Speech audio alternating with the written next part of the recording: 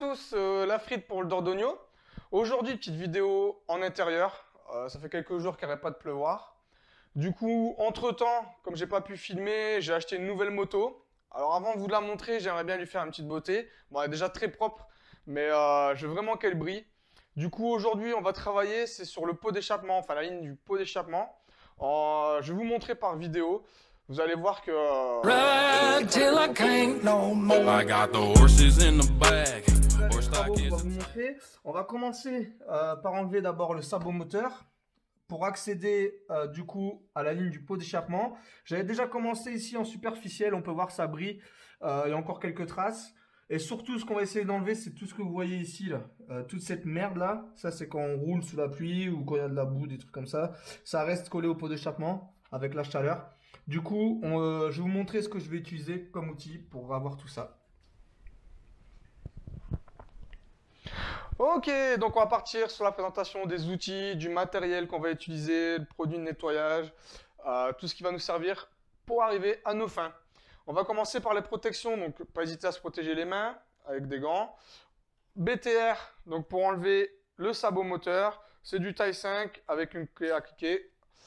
Une pince parce que parfois l'embout il reste coincé, donc elle va servir juste pour ça. On va prendre du produit plastique nettoyant, d'accord. Du coup, on va commencer avec ça. Et si vraiment ça tient, parce qu'il y aura sûrement la graisse de la chaîne, j'ai pris du dégraissant, quelques sprays. On attend un peu, un petit coup de chiffon, et puis il sera bien propre. Une fois qu'il est bien propre, avant de le remettre, un peu de teinture noire sur le plastique. Et là, il va briller, il sera tout propre. En plus de ça, ça va bien le protéger. Donc, quand il y aura des petites bêtes et tout, ça va tomber plus facilement en nettoyage. Donc après, on le lustrera avec ça. Une fois qu'on a fini avec ça, on va passer sur la ligne du pot d'échappement. La ligne du pot d'échappement, il y a beaucoup plus de travail, parce qu'il faudra bien lustrer, bien frotter, bien gratter. Pour ça, du coup, j'ai pris les cheveux de mon ex, comme dirait ma femme. La laine d'acier en 4x0. D'accord. On coupera des morceaux tout à l'heure. Avec ça, on va prendre du bel gomme alu. Ça, vous en trouvez partout. Ça marche du tonnerre. Ça enlève vraiment la rouille, la merde. Ça permet de lustrer. Si vraiment j'arrive pas à voir ou s'il y a des soucis de rouille, des choses comme ça, on mettra du WD-40. Ça, tout le monde connaît. C'est l'ustensile magique. Une fois qu'on aura bien enlevé toute la merde et qu'on va lustrer, on utilisera donc notre petit chiffon, notre petit microfibre. On mettra du bel gomme alu dessus et on va le lustrer. Ça brillera très fort. J'ai prévu du sopalin et du dégraissant au cas où que je fais le dégueulasse et que j'en mets partout par terre. Voilà, donc là on va passer aux travaux, je vais m'équiper. On va commencer par enlever les BTR de chaque côté, il y en a 4. On commence par ici, hop, voilà.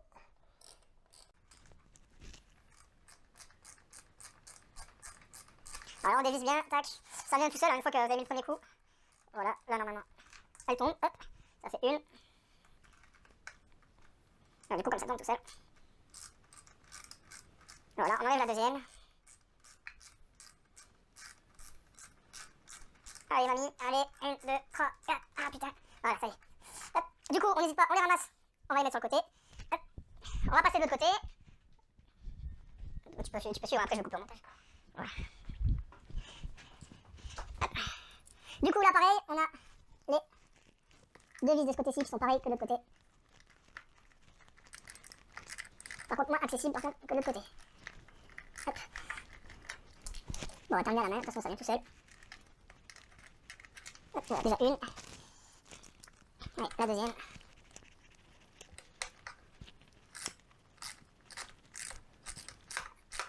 Voilà, et normalement, une fois qu'on va enlever cette vis-là, le sabot devrait descendre. Voilà. Et du coup là on peut voir le sabot. Alors, ce que je vous disais tout à l'heure, ouais, bah tant pis. En fait, en enlevant la vis, j'ai le plastique ici qui est tombé. Bon, c'est juste à reclipser, hein. C'est pour faire, c'est un pas de vis qui est directement dans le plastique.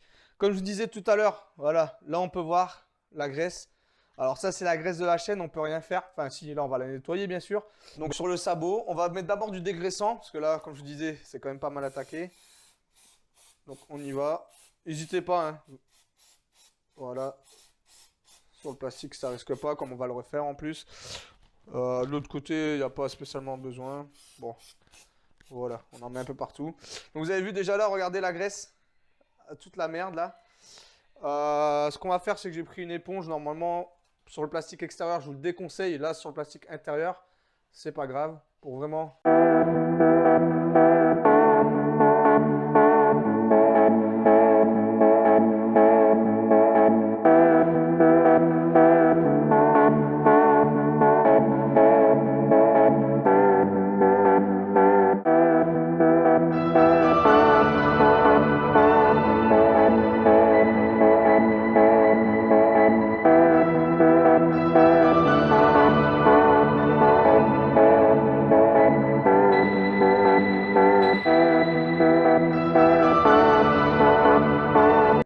Ici, au niveau tout à l'heure où c'était plein de graisse.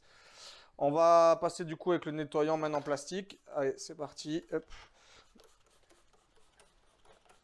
Voilà. Là, on prend la microfibre. Hop. Allez. Et on va essuyer du coup pour enlever vraiment les résidus qui sont dessus. Voilà, on n'hésite pas. Hop. Vous voyez, ça marche vraiment bien, hein. Il n'y a plus rien là. D'accord. Hop. Voilà. Faire les petits trous. Donc là, on a nettoyé la place. Maintenant que c'est propre, on peut attaquer la teinture de la pièce. Comme je disais, on va utiliser celle-ci. Alors, il préconise de le mettre avec une éponge mouillée ou un chiffon mouillé, tout simplement, parce que sinon, il a du mal à s'étaler. Vous voyez, là, il est assez visqueux. Hop. Et en fait, si on le laisse comme ça, pour l'étaler sur la zone plastique, bah, ça fait pas très beau, ça fait dégueulasse. Et en plus, il faut frotter plein de fois. Du coup, on prend comme ça. On va venir sur la pièce et par petites zones. Donc ça sert à rien de faire des trucs de 20 cm.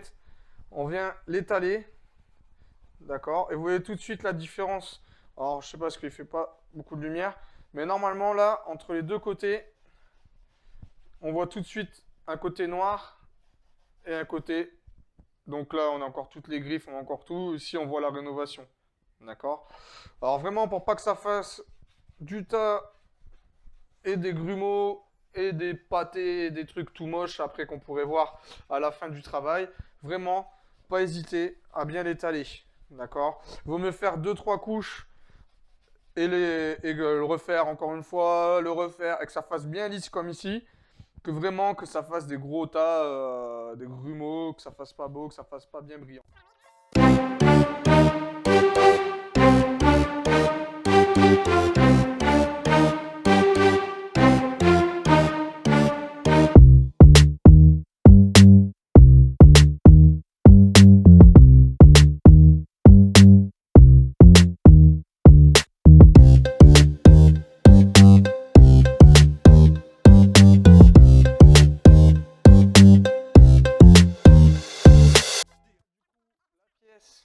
Et passer donc à la teinture au noir.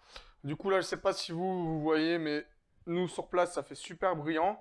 Maintenant il faut juste laisser sécher, voir tout à l'heure, peut-être repasser une deuxième couche dans 10 minutes, 15 minutes, on verra.